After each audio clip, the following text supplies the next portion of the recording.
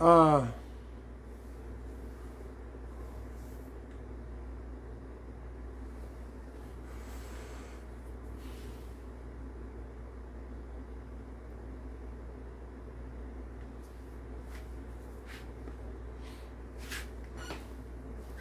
I look like I look because it's the middle of the night. And this cat situation going on. The cat's impeding my sleep, but because he's got this agenda.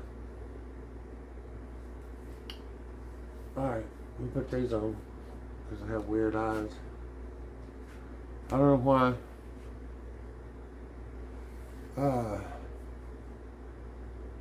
So I'm discombobulated because I had to break my train of thought. The train of thought that led me to make this video, to set up the tripod. I don't see how like people that do YouTube, like their life is like everything in their life is chopped up. Like, okay, I got to put the camera, now I'm going to walk this way. I walk this way and walk back and get the camera. It's like, and then walk a little bit further, like walk a little bit further and then put the camera in front of me. And then walk past the camera, all natural, and then I'm going to pass the camera and go back and get the camera. Like, everything's about a tripod and a camera, that's got to get crazy. YouTube people, it's got to get when they feel like they're living in some weird, I don't know, like some weird time warp where, and then they edit the video and they, that goes into their brain, the parts they cut out, the parts they keep. Then they watch the finished video probably like 10 times or maybe more than that. And then they upload. And it's like, and it's like the people that watch, including myself, where they been? It's been 2 weeks. Like, they probably taking 2 weeks to try to reset their life. Because some of them knock out 2, 3, like Joe Rogan does what? But his is different. That's different. That's completely different. I'm talking about like the single people. Foresty Forest, right? Kelly Hayes, Goon Squad, right? Even in a way, Big J and David Lucas, like it looks like they've got a person that, I don't know, man. I don't know. That's the thing. It's like, and TV, but network TV, they used to, there's always this behind the scenes. And like, I always liked that. I always liked the production element of TV and movies. I was like, I could have, it'd been cool if I'd moved to California and ended up being a director or a producer, but then also like a props guy or a set design guy or like a camera person. Or back in the day, there was a thing, it was a Steadicam operator. A Steadicam used to be this big old thing, like with a pole, that the thing had sensors with like now everybody's got that on their phone, including this phone that this is being shot on. This phone has got technology that used to like weigh 50 pounds, like if you're a Star Wars nerd, Episode 6, right? I mean, if you have to say Return to the Jedi in 1983, I just think of them as episode. The canons, the 9 canonical, meaning the first 6 was done by Lucas, and then he sold it to Disney for $5 billion.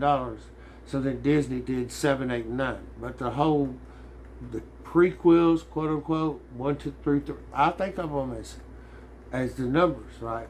So when I think about the Star Wars that came out in 1977 that I wasn't allowed to see because it was rated PG, it was my parents' decision. I didn't protest it that much because I don't know why I didn't protest it. But the school bus drove by the the nearest movie theater to me that was playing Star Wars. Like, it was there like 8 weeks. So and it was during the school year.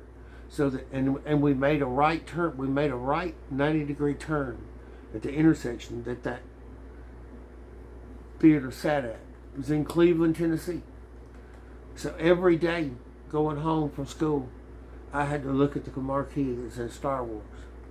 It was like a twin, so there was Star Wars was at the top, and then there would be the other movies that played at the same. It was a twin, but Star Wars like every day.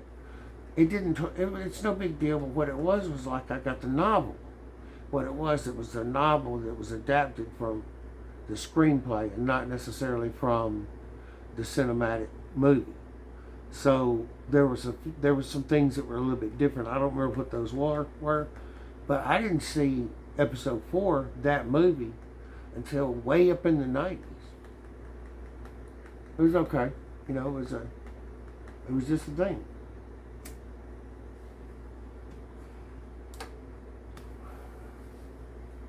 But like,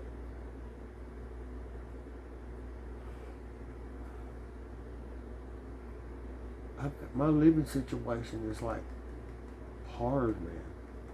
Like not only the surroundings, like this place. I mean, you can kind of see like behind me.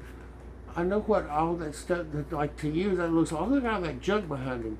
But all that stuff is like stuff that I've strategically played. This like the Jenga puzzle. That's people say that a lot. So and so's. I don't even say that Jenga. Like when you move furniture around a room, playing Jenga with the furniture. That's becoming like a thing. But it's really not Jenga. There used to be, years ago, there used to be this little puzzle that was like little square pieces of plastic that were slotted, right? And they were in the outside frame of it. The whole thing was about that big, right? And it had 16, 15 of those little squares, and there would be like a picture on it of like Niagara Falls. I think that now that just came to me. Like the one that I played a lot had to have been like when somebody in my family visited Niagara Falls and went in a gift shop, and that was something that was for sale in the gift shop to bring home as a souvenir from Niagara Falls. But it was a little puzzle, and like so it was 4 by 4. So that's 4 by 4 little squares. So that obviously is 16. So one was missing, right? So there was only 15 squares. So that one that was missing, you used that. So it was almost like, when the Rubik's Cube came out, I've got my original Rubik's Cube from the early 1980s sitting right in there. It's like they still sell Rubik's Cubes. Mine was bought when a Rubik's Cube was a new thing. So a Rubik's Cube is 3 by 3. They came out with a later Rubik's Cube too that was 4 by 4. I never figured that one out. I never figured the first one out. But I had a book, a little instruction book that like to teach you, that would be like a book.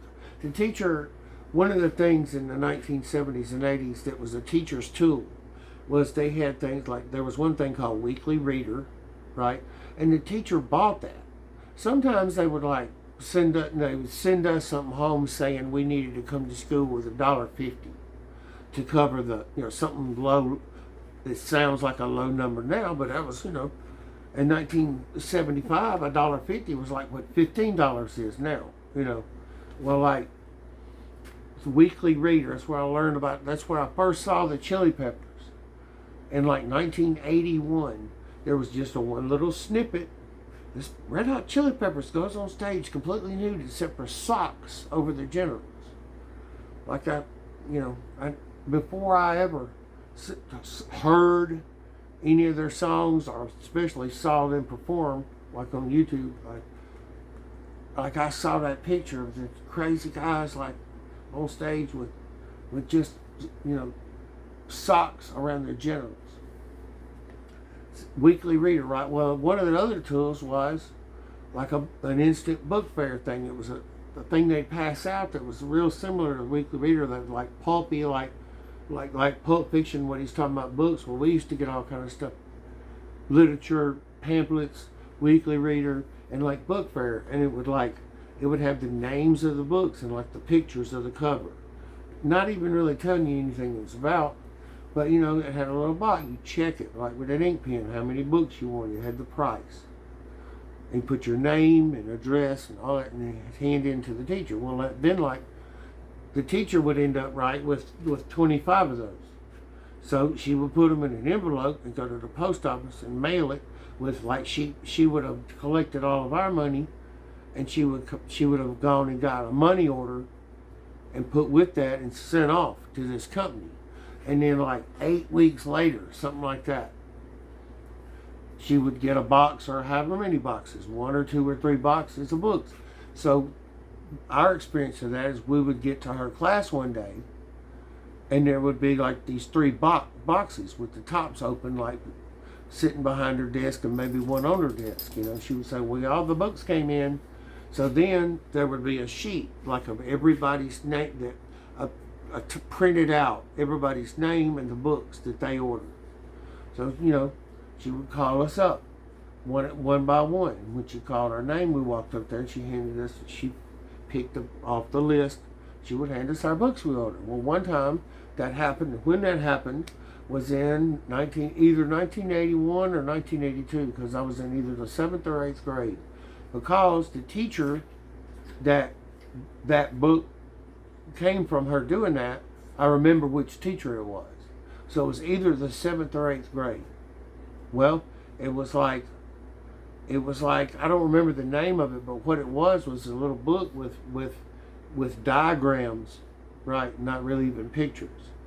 It was just a little book with diagrams that taught you how to solve a Rubik's Cube, step by step. So with the book in hand, you tried it for the first time. And I remember where I was the first time I had the book. I was doing everything the book said, and I solved it. I remember where I was. I was in our house in Kosciuszko, Mississippi, and I was either in the 7th or 8th grade. So, get this. So, I wasn't the only one to get that book. There was 3 or 4 or 5 of us that got that book and had a Rubik's Cube and learned to do it. And so that it ended up being like that class, oddly, like she would stay out in the hall a lot longer. Like the bell would ring, it's time for class. She would linger out in the hallway a lot. For some reason, I think she had something going with the coach. Either way. So, you know, that class, we were all real smart, because she was a real smart science teacher. So we didn't like cut up and stuff when she was out in the hallway. You know, the girls would like talk in a normal voice, and like the guys would, like, you know, do Dungeons and Dragons or whatever, and then like I'd be talking about the movies, or, you know, what they read in a trend magazine, or, you know, or a song they heard on the radio. And like the 3 or 4 of us that had the Rubik's Cube book, that had learned it and could do it, and then the book became, you know, you didn't need the book anymore. So you just brought your Rubik's Cube to school, like in your book bag. So in that class, we would all get we would, like, it got to be like where, like, who could do it the fastest. So like we would race, and like somebody would finish first, and like, oh, and then we would finish for like 2nd place. And, you know, the guy that could always do it the fastest, his name was Stan. Right, this guy Stan. You know, he could do it the fastest. He could do it in like real fast, like, you know. Well, and now I've talked myself around to remembering why I started this video. So I've got all this furniture in storage that I'm paying for, right? Not just furniture, but musical instruments. So this is what I wanted to do. Let me light a cigarette, because to get to this part. Now I've gotten to where this is why I started this video. So, I wanted to kind of like list things that I've got out in storage and in here. This is almost like I'm living in my own storage. Like a lot of that's not, but like So I've got my drum kit, like, and then see that right there, that ottoman, and there's a chair under it, and then like that table that's white. My mom had me paint that table. It was regular wood. My mom, after she did updates on her house, after hers and Dad's divorce, she built like a little breakfast nook part of the kitchen. So she found these chairs. As you see, the chairs are the way she bought them, white, right, with a wooden part that you sit on. So she had this table. She asked me to paint the table white, and I did it. I painted the table white in her backyard in the summer of specifically the year 2000. Well, I was 31 years old. Right. Well, that table, I really got to, I was like, what did that tell you? She said something about her grandparents. Her grandparents. My mom was born in the early 1940s. My mom's parents, I know specifically, were born in 1913 and 1911. So, like, my mom's grandparents were born in the 1800s. So, if that table belonged to my mom's grandparents, that table could be like, that table could have been built in the mid 1800s, which would mean that table's like 175 years old. That table. That might be the oldest thing I own. Is that table that I painted white. How many years, how many decades was it just a nice wooden table? But my mom had me paint it white, and I painted it white, and we took it in the kitchen and put the chairs around it. It was awesome. And for a while, there was this particular meal. Let me turn this back around.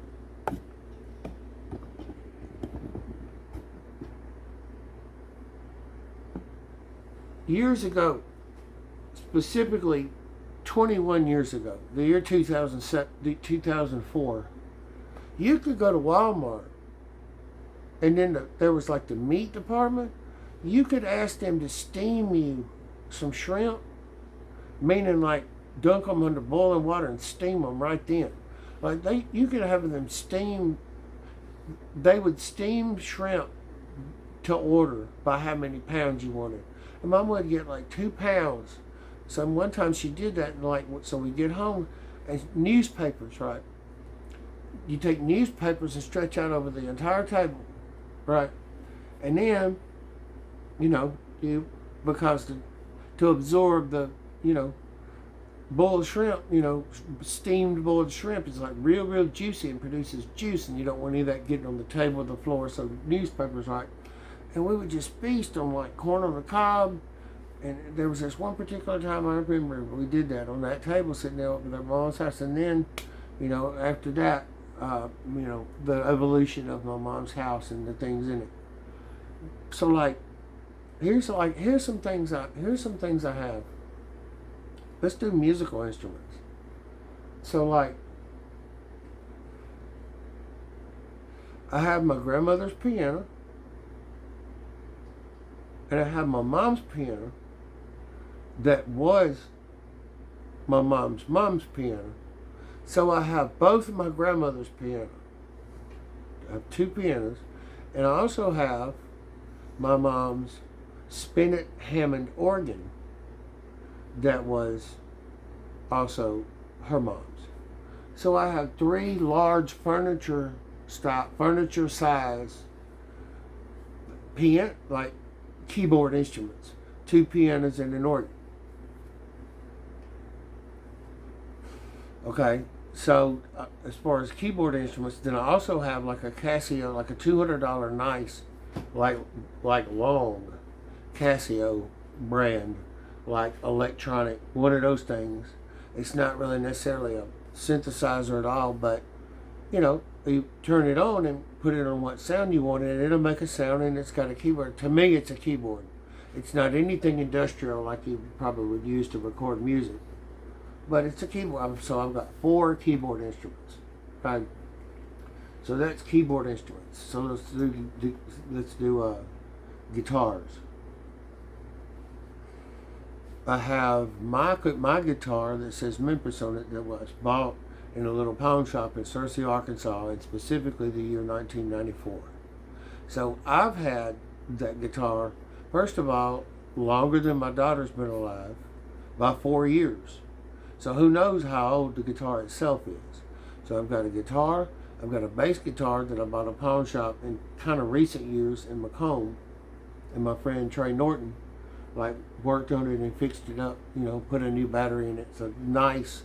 It's the brand that Michael Anthony from Van Halen plays, bass guitar. So that's two. I've got a guitar, I've got a bass guitar, then I've got another bass guitar that's a Fender Jazz Master guitar. It's my brother's. I'm sure he doesn't know I have it. There will come a time in the future that I'll tell him that I have his bass guitar, and he might want it. Or, if I give it to him, whatever. It's like that's not my guitar. That's my brother's guitar. But I'm just saying that's a guitar that I've got in my possession. I've got four, because get this, the fourth guitar is an acoustic guitar. It's my first guitar. And it was bought out of the Sears catalog, where you go down, like you look in the catalog in your house, oh, I want that. So then you go down to the Sears store where there's people working. They've got a version of the catalog. So you take your catalog, turn to the same page, they get the number off of it and fill out a form. And then that becomes part of their paperwork and goes back to Sears, to a warehouse somewhere, and they get the item. I got more than one thing in my childhood like that. I got a skateboard like that one time. Well, I got this guitar that I've still got. For some reason, that guitar will not go out of tune. I mean, just normal guitar playing. It's awesome. I've got four guitars. Okay, so I've got four keyboard instruments, and I've got four guitars. Okay, musical instruments, right? So here's other musical instruments I have. I have both of my trombones.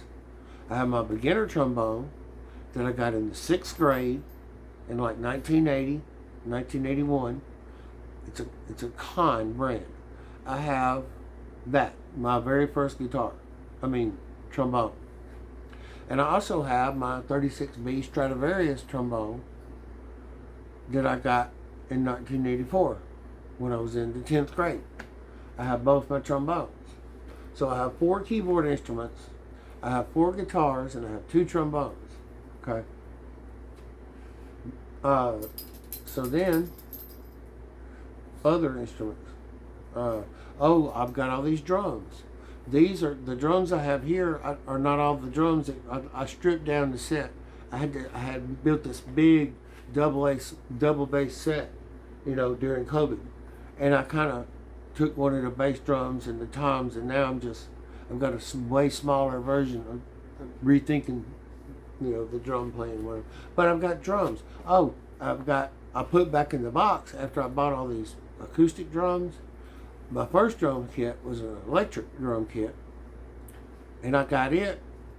And then when I got all these acoustic drums, I put the electronic drums back in the box, and it's just like in a big rectangular box that weighs like 40 pounds.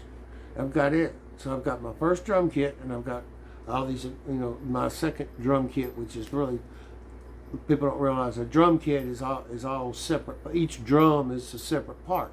It's like assembled on, hardware that holds it in place. But, cymbals and drums, a drum kit is like, it's many things that become one instrument, right? So I've got my first drum kit that's back in the box, and then I've got all these drums, musical instruments, right? And there's another musical instrument I'm trying to think. There's this one that I want to say for the last one, musical instrument that I named. I'm trying to think what else. Musical instrument. I've got a flute. Somehow this old flute appeared back in my childhood that somebody had bought, like at a garage sale or something, and I could never get it to play. And I think I was doing my lips right, but it's like I just could never get it to play. I think something was wrong with it. I've got that, like a broken flute, right?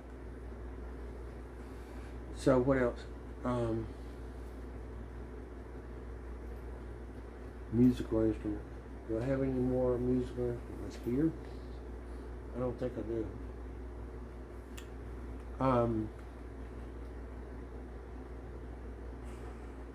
I don't know. This is weird. I'm just naming the big stuff. I've got so much stuff. I've probably got hundreds of thousands of individual little, all these knives. Like, I don't really even carry a knife daily. I mean, but I've got all these. I've got 6, 7, 8, 9, 10, 11, 12 knives. You know, I've got all these ear things that go in my gauges and my ears. I wear tunnels, but I've also got the real big, that's like a big loop that's double out gauge. Like I've got those. I've got a watch. My mom gave me a watch when I turned 40 years old. It's a Fossil watch. I put a different band on it. You know, it's like I've got that, my ear tunnels. I've got luggage. I've got stuff that that was in the bathroom in the lavatory all my childhood. Get this. I've got my wisdom teeth, right? That I took home after having them removed. They put me to sleep and removed my wisdom teeth. So I've got those teeth, and I had a bunch of teeth on the top of my mouth, the way it is now. I had a bunch of those teeth removed, and I've got some of those teeth. I've got, I don't know, man. So much tables. It's like apparently I collect tables. I've got, let me count just real quick. That table makes one. I've got, me and my brother, there was a small table in our house when my brother was like in grade school and I was in junior high, or middle school and junior high. And then when we moved there, I was in middle school and he was in grade school. And then when I became in junior high, he moved up to middle school. Well, like every morning before we went to school, we would sit across from each other at this little table with these little special chairs, little straw woven seat, wooden back chairs. And we would eat our breakfast, like it's cereal or like, a lot of times Mom would pound these grits with little pieces of bacon in them, either that or like oatmeal or like like 2 or 3 powdered donuts. My mom had heard through however you get information back then, that it was good for a child to go to school with their stomach full of some type of grain, because grain is carbs and carbs is brain fuel, right? And so that table, right? That table and those 2 chairs, I've got all 3 of those items. I've got that table, it's right in there in my kitchen now, and I've got the table, the chairs out in storage. That's a table. I've got this table that's in here. I've got the dining room table in my childhood. Headboards. I've got my grandmother's headboard. I've got the headboard that my mom and my sister packed a minivan with a bunch of other furniture and brought to me and my then wife, who's the mother of my daughter, in 1999, borrowed a friend's van and drove all the furniture up. And it was a bedroom suite. Well, guess what? I've got all that. I've got the dresser that has 2 mirrors with it. I've got both the dresser and the 2 mirrors. I've got the chest of drawers. I've got the nightstand that I've had the nightstand as a nightstand in here for the last 14 years. And I've got the headboard to the bed, but I don't have the bed itself, but I've got the headboard. So I've got my grandmother's headboard, I've got that headboard. When they cleaned out Mama's house recently, there was a certain bedboard I wanted that was my parents' the guest room that was for my parents at my granny and papa's house that burned down in 2001. Well, the bed that was in there, like the morning that me and my brother woke up and we both had chicken pox, climbed into bed with my parents, that bed, and then Mama in later years put it in the room that was my room over the early 2000s. That bed, I didn't want the bed. I don't want the bed. I just want you can always buy another bed and attach the bed. I've got that bed. So how many bed right there? That's grandmother's, the 1999 one.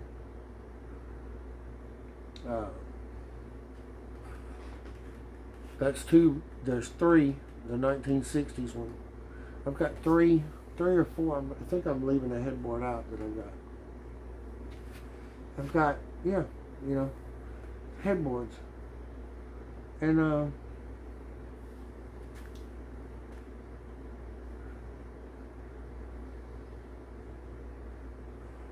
I don't know why I thought this would be like a good video. I don't know, like,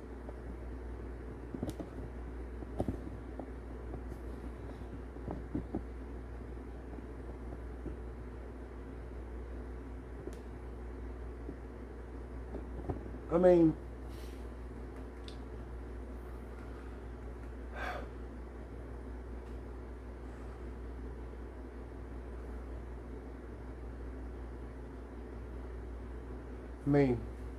I'm fine. I don't have anybody to talk to, and I've learned.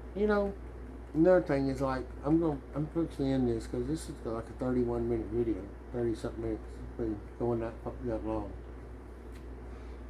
This channel, I don't know what this channel might end up being. Or nothing. But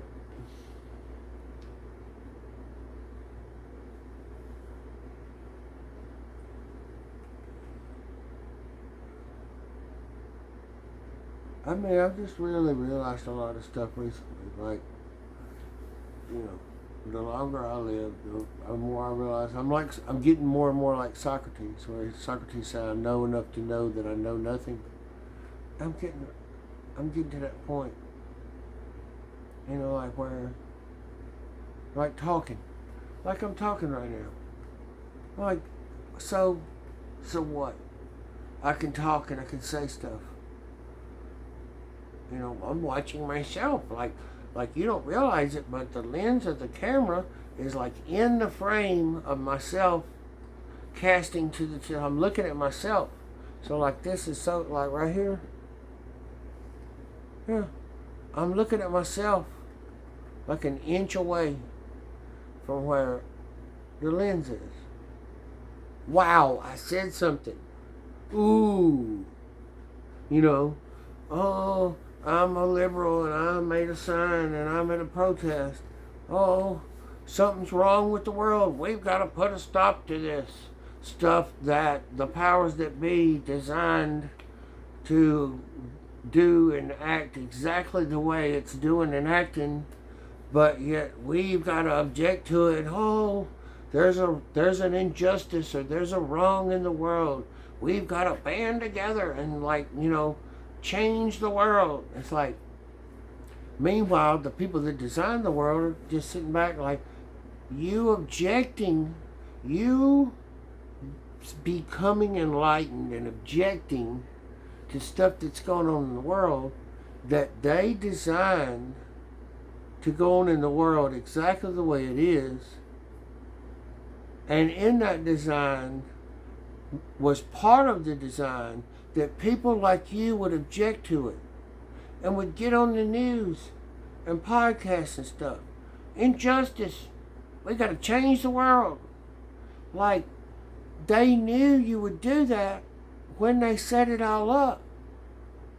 So really, what you're doing is you are doing what you were programmed to do, which is be entertainment for them. It's just the futility of these people. Everybody wants to teach you something. Everybody wants, to right wrongs and injustice. And that Huberman guy that's on Joe Rogan a lot, people are, wrongly incarcerated. That seems like that's something that's real. Because I guarantee you that would be real. I've been incarcerated when I've been rightly incarcerated.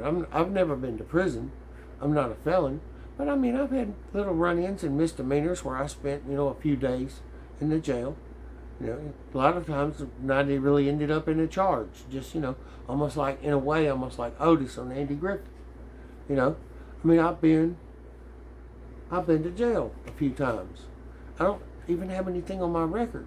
It was just, most of what it was the inconvenience of not being at your house, being in jail with nothing. You know, if like God would point his finger down at the people running the place, they might let you smoke a cigarette. You know, that's messed up. To think there's people that are in prison for many months and years that they didn't do it. Yeah, that Huberman thing. Now that's an example of something that is real and something that can be done about. Like anybody. And another thing is like, marijuana's becoming more and more legal, and there's even stuff behind it like mushrooms and like MDMA for like, you know, soldiers and PTSD, and like mushrooms, ayahuasca, DMT. What's the other? The newer like ibuprofen, something like, you know, all this like.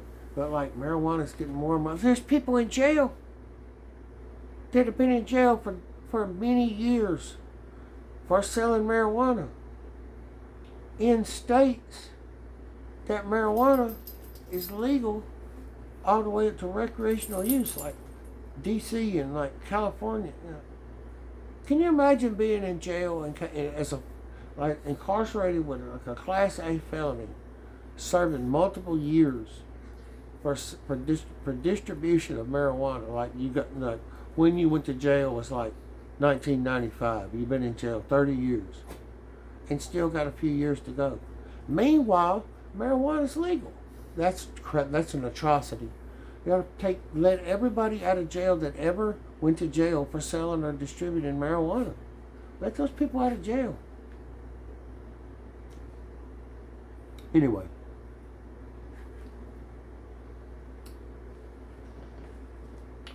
I don't know. You know, I don't really know why I made this video other than it was interesting to name off all the. I've got, you know, what I was going to say is like all those like 100 to 175-year-old table and all the musical instruments. How do you get rid of that? How does anybody? Y'all go sit down. We'll go out in a minute. My dogs are wanting to go out. How does anybody that's in band, like let's say high school band, somebody that's like third chair trumpet in a high school band in BFE, Iowa, right? Then that person goes on about their life and they don't really do anything with music. How do you not keep your trumpet? Like, how do you ever part with that? You take it to a pawn shop and get $200 and spend the $200, but yet that's like your instrument. When you went out on the field and had halftime and played, and the high school band in full uniform, maybe you went to contest and like won, you made all ones, won a contest. You know, how do you ever part with that instrument? I've got both of my trombones, and a lot of times I'm walking around half penniless, and those trombones are worth probably together $3,000. You know, in today's market, because I've looked at those exact antique, vintage they call them, right? Well, anyway, I gotta end this video. I've been experimenting with a lot of it's, you know, I think maybe, you know, I could do something even just sitting here talking, like as far as this channel, you know, and this was an experiment in like using the front camera and casting to the TV and using my TV as a monitor. It seemed like it worked out pretty, you know, decent. Probably a lot better quality than a lot of my other videos that were front camera only. I could do videos about how this happened to my hands. You know, that's another thing. Like, you know, put it in the comments like that you'd like to see a video of me describing my hands, which that would probably also be a video of like of my years of drug use and how, you know, my losing my pinky fingers was my rock bottom from and allowed me to get off drugs for good, you know. I could do a video of that. I don't know, man. There's a lot in here, you know, and it's not, you know, the older I get, the longer I watch, it seems like what it is like nowadays the stuff I watch on YouTube and stuff that I don't watch. There's a lot of content on YouTube that's like rational, normal people discussing stuff ad nauseum that I was aware of and privy to in the 1980s that nobody was. Look, I don't know if you're going to hear this anywhere else, but all the way up to the internet and even the early days of the internet where it was hard, like dial up, and then you got broadband in your house from like DSL, and there had to be wires everywhere, connected on the before wireless technology and like computing. But since then, and since the bandwidths have gone up so much that there's stuff like YouTube, I mean, I remember with videos, I remember when YouTube was getting cranked up, it was like, if you watch YouTube, like buffering was part of your life. It's just that was going to happen, But like now that everything's just high speed that it is now, and like there's all this information flying around, it's not that people are getting enlightened, it's just there's so much knowledge available to us now versus in the 1980s.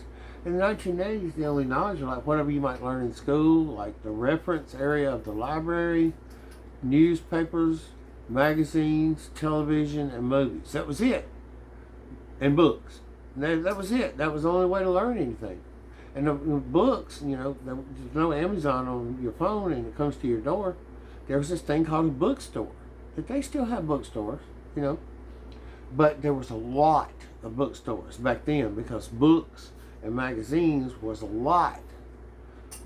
big part of everybody's life, where now like books have almost become like an eclectic thing, whereas everybody read books in the 1980s, well, so it's like the things that I got branded the black sheep and with all these weird ideas and let's lock him up in the 1980s, all that shit's just regular now. That's all my thoughts and ideas and concepts and things I was interested in as far as knowledge in the 1980s. That's everywhere now. And I got in all kind of trouble with it. Six voluntary hospitalizations. Years. 42 years of being on medication. That didn't need. What it was I was smarter than anybody in 5 states. As far as I may not be now, I don't know. My brain's been in his head for. My brain's had some. My brain's really been tested a few times. Back then, my mind was a sponge with knowledge, and I got it from everywhere. And the sponge just got bigger and bigger and bigger, and people didn't know like. And plus, I talk. That's the thing. Back then, you would get branded as somebody that talked a lot. Still, kind of now. But you turn on Joe Rogan, and he sits across the table, and 2 people talk. He talks to somebody or somebody's for 3 hours. And most of my life, if somebody can last longer than 5 minutes, wow, they're really trying hard. And then most of those people will tap out at 15 minutes. And if somebody can actually hold a conversation with me for 30 minutes, wow, that's an awesome person. That's somebody I can talk to. But Joe Rogan talks to people for 3 hours, 3 or 4 times a week. It's like, get this, newsflash, people talk. People talk about a lot and get out big, full paragraphs with vocabulary words and scientific names and nomenclature and anatomical parts, surgical procedures, like surgical procedures to do on a car, like crafting items to make into like a motorcycle, people talk. I don't know, man. It's almost like me and my people, my circle's been under this curse for 30 years. Like, just don't talk. Just, hey, how you doing? How's the weather? People don't want it, It's so weird, man. It's almost like gaslighting. I think that word gets reused a lot. like, in today's culture. But I think it's like I've been gaslit for 30 years or more to just not, nobody wants to hear me talk. I don't know. But, the psychiatry used, back when I was involved in psychiatry, they used to call tangential. Like, yeah, but the thing is, it is tangential. Like, I was talking about this for a minute, that'll make me think about this, and I'll talk about that. But the thing is, it always works back around to the first thing I was talking about, and it all colors the idea of what the main thing was. You have all these tangents like a tree, and you're building a word tree over time with multiple paragraphs and multiple subjects. The multiple subjects are the different limbs that hold the branches of the tree. It's like people aren't used to that. People. There's a saying that I really like, and I'm going to probably butcher the actual saying, but it's by Eleanor Roosevelt. She said, "Small-minded people talk about other." Please leave me alone, and we'll go out in just a minute. Small-minded people talk about people. Mediocre minds talk about events, situations, circumstances. And then advanced minds talk about concepts. Right? And that's the way you're wording that like that. It's not necessarily talking bad about any of them. It's just a fact, And it's like, I'm one of the advanced minds, and people never have there's people in my life that are the first kind that just talk about other people, and I've got people that talk about, guess what happened? It's situations. I don't know, man. Are birds chirping? What time is it? 7 o'clock in the morning. I had no idea. I thought it was like 4 o'clock in the morning. Anyway, maybe it's just a little insight into, the orchestrated, purposeful chaos of basically every night of my life. I'm up all night, and I think, and I think, and I think, and I think about things, and I think that's good. I think it's good to think. I think a lot of what's wrong, problems in the world, is because people don't really think for themselves. So think for yourself. And also, if you like this video, hit the like button, subscribe, do the notification. I don't know how good that'll do, because I'm in long periods to go through without me. I don't know. Maybe I'll do another one soon. But anyway, adios, amigos.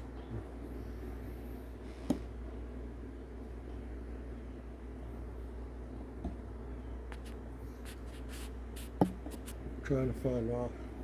This is weird. I'm trying to do this. Come on. Okay. Good night. Thanks, y'all.